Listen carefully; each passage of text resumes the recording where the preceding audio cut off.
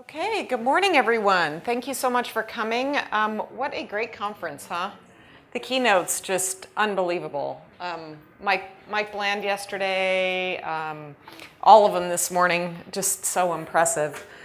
So glad to be here and so glad to have you join me this morning.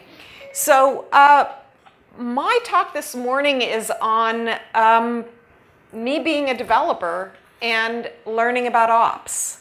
So I'm going to tell you a bit of a story for the next half hour that has lots of lessons in it. My name is Cornelia Davis. I am the CTO of the transformation practice at Pivotal. For the last couple of years, I've been leading a group within the Cloud Foundry division of Pivotal. The Platform Engineering Group is a field-facing engineering organization from the Cloud Foundry side. And what we did, or the group continues, but I moved into a new role, what the Platform Engineering team does is it spends all of its time out field-facing, doing engineering, but field-facing, working with our customers and our partners. We do partner engineering as well, really helping them make the most of the platform. So I have spent a lot of time with enterprises, and so I learned a lot, and I'll tell you some of those stories as we went along. But this story today is about what I learned in going out and working with customers on this platform. I won't be talking about the platform too much. I'm going to talk about things in the abstract. So these things are going to be applicable to you whether you were using the Cloud Foundry platform or some other platform. The one thing that I will tell you, though, is that platform does matter. Having the right set of tools is absolutely essential for DevOps. But I'm going to talk, I think, a little bit more about just the lessons in the abstract today. So let me jump into that story. So when I first started working on Platform as a Service, I was still at EMC. I joined Pivotal through the spin-off coming from the EMC side. I was working in the Chief Technology Office doing emerging tech, and my boss said, hey, why don't you start taking a look at PaaS? This was a little more than 3 years ago. I really think this is going to play very prominently in the coming years. And so I said, great, and I started reading about PaaS, and I was reading headlines like this: PaaS makes developers happy, or PaaS is all about developers, helps them develop and test. And it was this developer mindset. And I thought, awesome. I've been in the industry for 25 years. I've always been on the development side, had never done anything about operations. But then I moved into this platform engineering role that I just mentioned, and it took me less than a month before I had this, oh my gosh moment. And I came home and I told my husband, I'm working on a data center product. I'm working on an ops product. And it turns out that these platforms and a platform like Cloud Foundry is at least as much about the operator and the operations teams and the operations processes as it is about developers. The good news is that as a whole, industry has come along now as well and recognized that these platforms are not just for dev and test and not just about developer productivity, because all of you who are operating apps in production, you know that that's the long tail. That you have to keep things running in production for a long time. So it isn't all about developer productivity. So about a year ago, I reported for duty. I reached out to our director of Cloud Ops, the person who keeps our Cloud Foundry instance, our public instance, available running in the cloud. And I sent him an email where I literally said, reporting for duty, sir. I would like to spend a month doing ops. I would like to be a part of your team. And this is my favorite admiral, of course, Grace Hopper, so I wanted to put a plug for her in there. We run Cloud Foundry in production. It's open for business 24/7 by 365. We have no planned downtime, no maintenance windows or anything like that. And so that's what I did, is I spent a month on that ops team. And so I'm going to share those lessons. So the great thing is that the very first morning I started out, I got there and I sat down and started getting onboarded into the team using checklists, if you were in the room for the last hour. And we were two line items into the checklist, and we had an incident. And here's what happened in that incident. So we have a customer, the Sundance Film Festival, is running on our platform. They're running their applications on the Cloud Foundry platform. And so they had their applications out deployed. They had multiple instances of the app out deployed, and they had a certain amount of traffic that was going to that application. No problem. The platform does more than just host applications, though. It provides all sorts of services around that, services that are benefiting you on the operations team. For example, we do logging. So we've got 4 app instances. We aggregate all the logs together so that those logs can be persisted in some log storage and search system. So we have the compute that's running the apps, and we have the logging subsystem, and everything was going fine. Now, the day that I started was 2 days before the film festival opened. And that was the day that they were going to release a bunch more tickets available through their web app. And so they had anticipated a spike in traffic. And what they had done was there's the spike in traffic, they had scaled up the number of app instances ahead of time. They knew this was coming, so this is like a Black Friday event. They knew this was coming. They had scaled the app instances, and you can see that they were serving that increased volume of traffic just fine. And, of course, increased volume of traffic means an increase in the logs. And what we hadn't done is that we hadn't scaled the logging subsystem.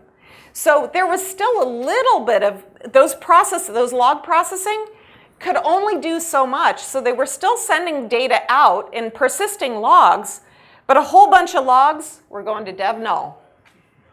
So they were just dropping on the floor. So this was the incident. So let me tell you how we dealt with that. What we did, and by the way, within about 45 minutes, we had scaled the logging subsystem and everything was up and running. The good news is that nothing was ever affected. The apps were running fine, so it turns out that we didn't need the logs that we were dropping on the floor, and within 45 minutes, we were capturing all the logs as well. So we were able to capture all those logs. So let me tell you about what the operations cycle of that looked like. So just a simplified picture of what we had here. We have the apps, we have the logging subsystem, and we've got the persistence for the logs as well. That dotted line around that whole system is what we consider the platform. And the group that's responsible for that platform is the Cloud Ops team. So that's the team that I had reported for duty on. So that's the team that I was working on. Now, the logging subsystem is built by a team. This team, the Cloud Ops team, is in San Francisco. The logging subsystem team is in Boulder. They happen to be in Boulder. So they're responsible for a portion of the platform. And they're under heavy development. We're actually in the middle of changing our logging subsystem. And so what had happened was they have their own monitoring. So this is part of the whole DevOps story. Is the development team, the team that was building the logging subsystem, has their own monitoring. And they were getting alerts. They got the alerts, the first alerts that said, hey, we've got too much volume. We're dropping logs on the floor. So they got those alerts, and they got paged, using PagerDuty, of course. And their prod pair came in to start addressing this. I'll say more about prod pairs in just a moment. We at Pivotal do pair programming all day, every day. There's all sorts of benefits on that. But we also do pair ops. So our operations teams work in pairs, always work in pairs. And that is actually hugely valuable. So they got the alert, and they said, we need to involve the team that's responsible for the entire system, because if we want to change the topology, we need to involve the Cloud Ops teams. So, by the way, the Cloud Ops teams, their dashboards were fine, because they weren't looking at the fine-grained level of detail that's inside of the details of logging subsystem. Not yet, because like I said, the logging subsystem was under heavy development. So they weren't getting alerted yet, but the app team paged us, and we came in again as a pair. So this was actually, we have a development pair on the right-hand side, and we have an ops pair on the left-hand side. And that's when we went in and we scaled the logging subsystem. So let me say a couple of things. Let me talk about some of the lessons learned there. The one thing that I will tell you is that the operations team, You already noticed some parallels between the dev team and the ops team. We do pair programming, we do pair ops. The other thing that we do is that both teams have backlogs. There is a backlog for the dev team, there is a backlog for the ops team, because the ops team is not only in the business of fighting fires. They have their own product. They treat their deployment as a product. And they have a backlog of stories of things that they want to do, where they want to increase the level of automation that they have. They want to increase the level of visibility that they have in their dashboards, and so on. So we treat ops just like any other product, and we have a backlog for that. Both the dev team and the ops team have a prod pair. So we have on the ops team at the time, we had 2 pairs. Occasionally we had 3 pairs. We had 2 pairs on the ops team. When there was a fire, not every ops person started running around like with their hair on fire. There was the prod pair, and they were responsible for, if there's a prod issue, this is the pair that comes in. The other pair, or the other 2 pairs, still working on the product backlog. So that kind of discipline is really important. And then we have a very sensible way of managing deployments. So let's talk about that. Oh, and let me go back. You'll notice that this is actually one of the pairing boards that we have on the thing. A couple of other things you'll notice is that the pipeline team here is the prod pair. We also have an interrupt pair, so we're very collaborative. We have a lot of synchronous collaboration on the floor in our development and ops teams. And so there's always teams going to other teams asking questions. What we do is we've identified, rather than interrupting everyone, just like a prod incident doesn't interrupt everyone, there's an interrupt pair. They're the ones that answer questions for the day. So there's a couple of really good practices showing on this board. So let's talk a little bit more about deployments. So the first thing that I'll tell you is that we do deployments during normal working hours. We do not schedule deployments at 2 in the morning. We do not schedule deployments on Saturday. And in fact, we categorize our deployments into a number of different categories. There's something called a stem cell deploy. That means we're actually revving the operating system out from under all of the applications that are running. That one takes a fairly long time because we actually have to recreate VMs along the way. We also have something that we call a manifest-only deploy, which is what we did with the logging subsystem there. It really just means that we're either adding or removing some nodes. So the whole rest of the cluster is fine. We're just fiddling with a couple of nodes. Well, a stem cell deployment, if we don't start it by 9:30 in the morning, we don't do it because it takes the entire day. A deployment where we're just going to add a couple of nodes and we estimate it's going to take 20 minutes to complete, we can do that at 3 o'clock in the afternoon. So we do deployments during the day. So I was doing a talk at our conference earlier this year, and when I said that in the room, there was actually an audible response. People were like, "What? You do deployments during the day? I mean, like that would change my world." So the big question is, how the heck do we do that? And there's a number of things, there's a whole slew of things, but there were 3 top things that I wanted to highlight here. The first one is immutable infrastructure. If you were at the keynotes this morning, you heard John Willis talk about it very, very, very, very passionately. Immutable, and I share his passion for this. Immutable infrastructure is absolutely essential. If you have snowflakes and you are making a change manually somewhere and you don't know what the downstream ramifications are going to be, you are going to be in a world of hurt. So when you do deployments, when you make changes, you always have to start from a known starting point, and that is a blank slate. And you have to redeploy everything. So if we're redeploying a node, or if we have to change the operating system, it's all automated, 100% automated, and we are never starting from well, we went in and tweaked on something. We don't even allow SSH access into some of our things. So no snowflakes. That's number one of how we do this. The other thing that we do is this principle of single deployable artifact. So when you're deploying something into prod, you are deploying exactly the same artifact that you deployed in your user acceptance test in your test, and in your development environment. You are not rebuilding code as a part of the deployment. Now, one of the advantages of that is this whole being able to do things during normal working hours.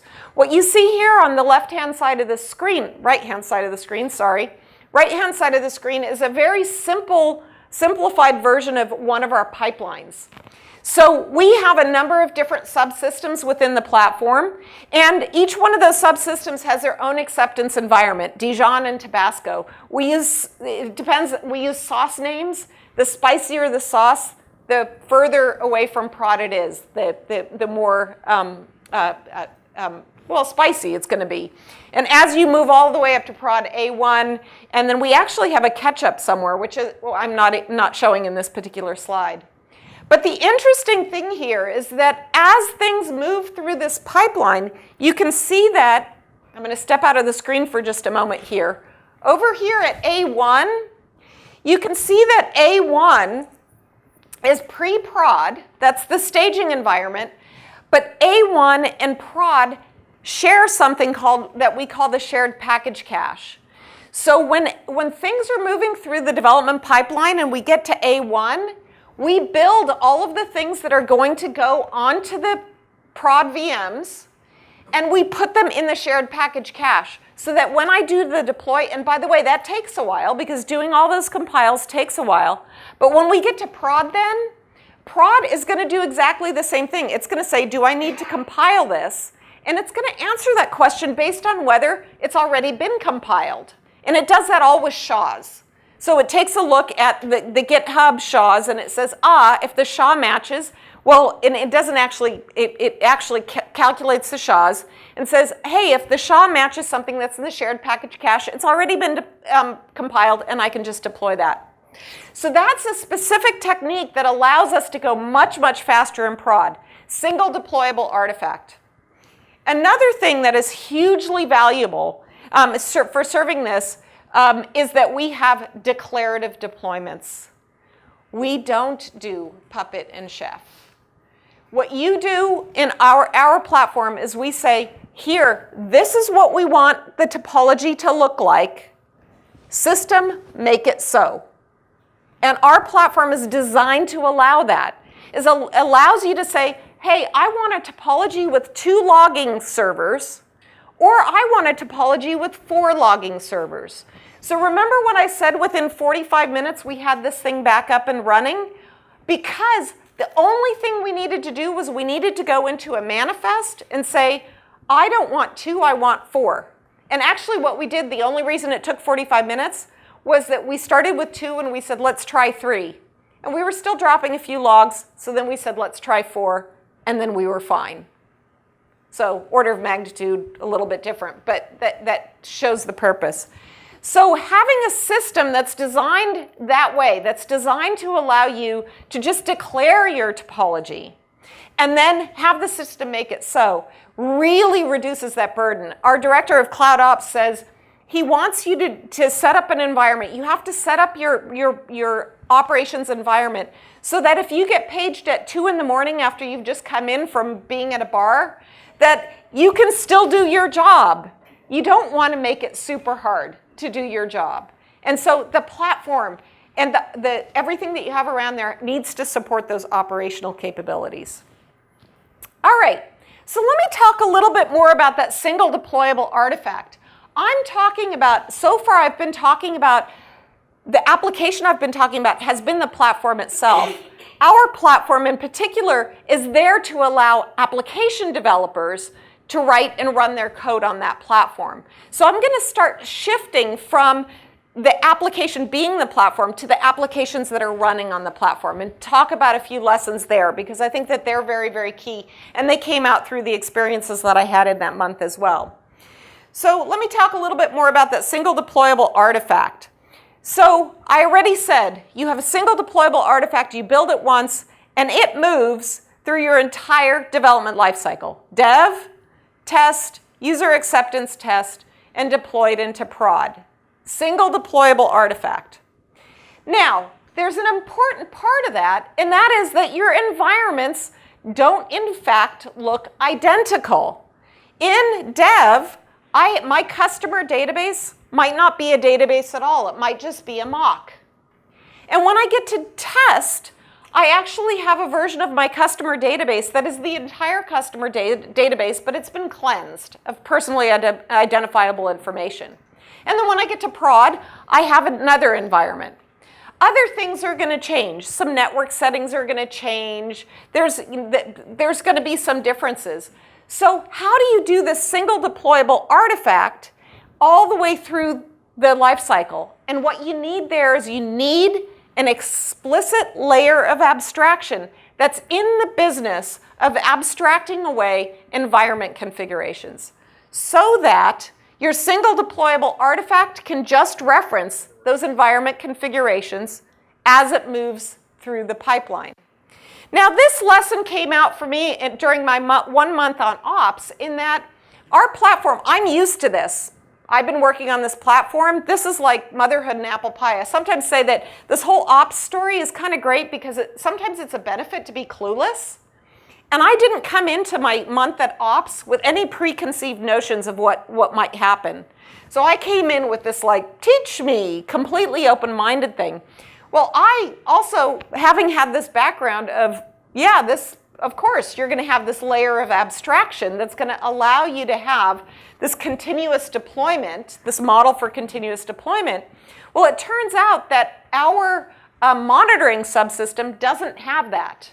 You essentially are building your monitoring, your dashboards on the fly. Now, we have implemented our own continuous delivery around that monitoring software so that we had to do translations. We built a dashboard in test, and then you have to translate it to get it running in prod. And so one day I was working on that task with my pair. We were updating that monitoring software, and we did that transformation and something broke. Now, the long story short is that we had a bug in our transformation, the thing that transformed the dashboard from one stage to another stage. So the difference between staging and prod, we had a bug in that software. And the reason that we had to build that software is because the monitoring software doesn't have that layer of abstraction. They are not treating continuous integration as a first-class entity in their system. So that's really what that single deployable artifact, and really the lesson is around, does your platform and do your tools allow you to support continuous integration? Is that a first-class concern? It has to be. So it moves through the rest of the pipeline.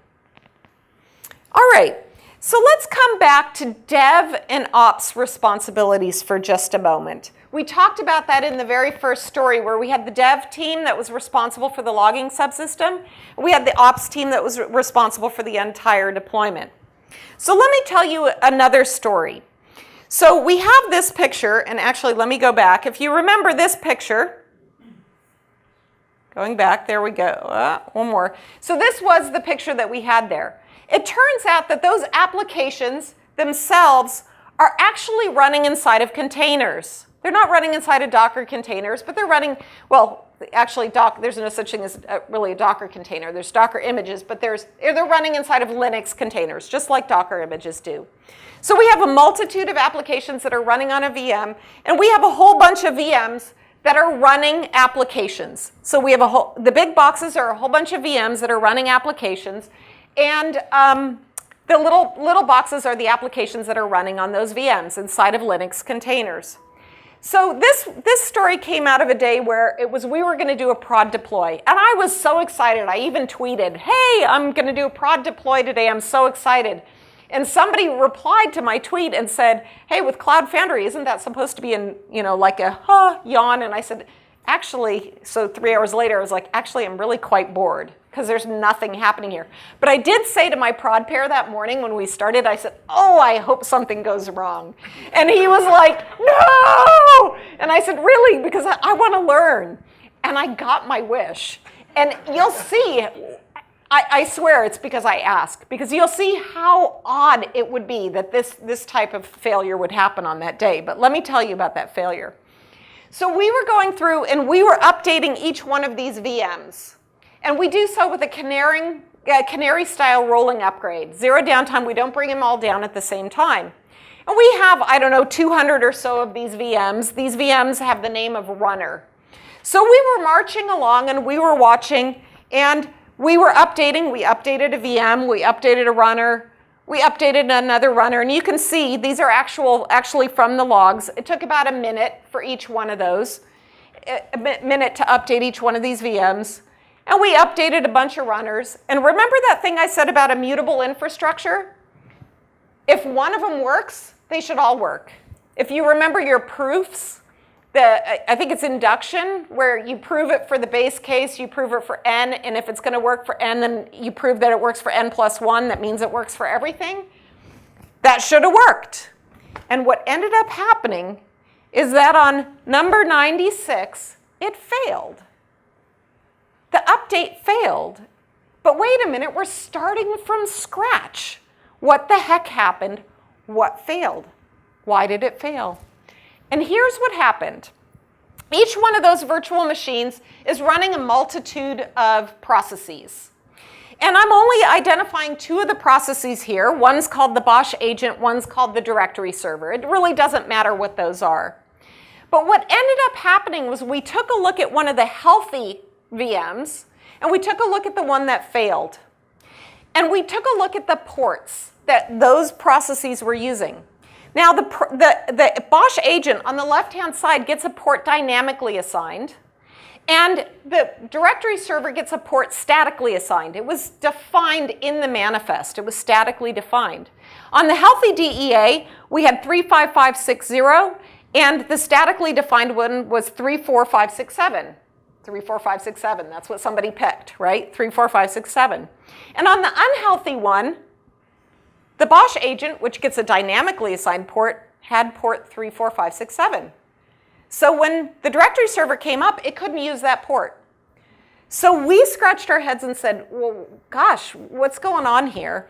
And we didn't know, and we went and asked around, and we have Dimitri, who knows freaking everything. He's one of those, wizards. And he said, oh, it's ephemeral ports. And we said, it's what? And he said, it's ephemeral ports. And we said, okay. And so we went and we Googled it, and we found out that there's an ephemeral port range. How many people know about the ephemeral port range? Okay, maybe 10% of you. There's a range of ports from 32,768 to 61,000. Depends on what system you're on, but on Ubuntu, it's those. Don't ever use that port to statically assign anything, because when you have systems that are getting dynamically assigned ports, they are able to pull ports from anywhere in this. Anywhere in that range, they can grab that port number. So check out the size of that range. There's 30,000 ports in that range. So what are the chances of us having this conflict? That happened because I asked the gods for a problem, and we got it. So what's the lesson on this? So of course so basically the developer that set up the directory server should never have assigned anything to 34567. And you know what? It's not her fault. Only 10% of you knew about the ephemeral port range. So the point here is that DevOps is about eliminating barriers between dev and ops. That's fundamentally what it's about. And there's lots of different ways of doing that. But one of the ways of doing that is do not expect your developers to know some low-level infrastructure details. And so what you need to do is you need to think about setting up your systems so that there is a natural separation between operations, between people who have to know things about the infrastructure and people who need to know things about the application. So this is something that we work with all of our customers on, is this concept, is that you have an application team. Application teams do dev and ops, but do not make the application teams understand low-level platform details, and set up your environments to enable that. So that your application developers, well, they create that deployable artifact. Platform operations teams are responsible for keeping the platform up and running so that the app teams can consume it. And the application operations teams are responsible for running the applications. If you take a look at the details on here, they're doing similar things. Deployment, monitoring, scaling, upgrading. They're doing similar things, but they're doing it in a different discourse, a different vocabulary. All right, so just to wrap up here, then the final takeaways are treat ops like any other product. I belabored that point earlier. We do deployments during the day. Super critical because when something does go wrong, you've got Dimitri on the floor who can say, ephemeral ports. He says it with a Russian accent. I can't do that. Single deployable artifact, super important. Separate application operations from platform operations. And then the last one that I haven't belabored yet enough is that you have an app team that is made up of developers and operations. And then that experience, I wrote up 3 blog posts about those experiences. So each one of those stories is written up in more detail if you want to see those things. And then finally, my very last slide is, what do I need help with? And it's this. Lots more men in this industry than there are women. And so changing this is something, if any of you have ever seen me speak, I speak on diversity quite a bit. And I was actually chatting with my husband when I was working on the slide deck, and I said, what am I going to put as I need help with? And he said, why don't you put up diversity? And I said, that is a great idea. So totally not a techie subject, although it is techie, and it is a very heavy subject, but it's my plea to you to let's all get together and figure out how we can make dev and ops and DevOps a much more diverse environment. So thank you. I think I went over by a minute. Thank you for your patience. Have a great day.